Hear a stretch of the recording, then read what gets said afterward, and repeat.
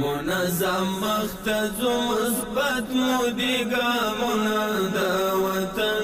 د کابل ښار خوشحال خان مینه کې د روان کال چنګاښ میاشتې راهیسې د الکترونیکي تذکرو ویبڅانګې فعالیت پیل کړی چې شاوخوا 12,000 هیوادوالو ته یې الکترونیکي تذکرې ویشلې دي.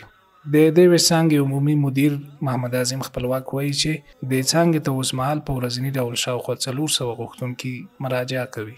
زموږ مرکز خو تقریبا نوی ایجاد شوی ده، 12,000 شاوخوا کې تذکرې هیوادوالو ته توزیع کړي. دې مرکز ته چون نوی ده او تر اوسه پورې خلک هم ډېر خبر نه دي، نو خوشحال خان مرکز ته د ورځې تقریبا 3.5 تر 400 پورې مراجعین لرو چې د بېلابېلو خدماتو په خاطر دلته مراجعه کوي.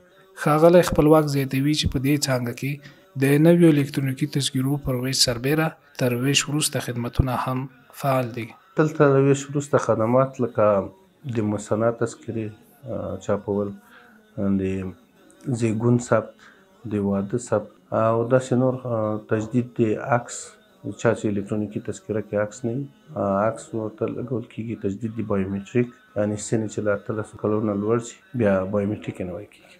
ځینې هیوادوال چې د الکترونیکي تذکرو اړوند خدمتونو د ترلاسه کولو په موخه د څانګې ته راغلي، د الکترونیکي تذکرې درلودل د هیواد د هر وګړي لپاره بنسټیزه اړتیا ګڼي. الکترونیکي تذکره چې د کمانډانو دا ډېرې زیاتې ګټې لري. اول خو مثلا پاسپورت دی او دغه رنګه سیم کارت اخیستل دي. هیوادوالو ټولو هیوادوالو باندې غږ کومه چې باید راشي او د الکترونیکي تذکرې واخلي.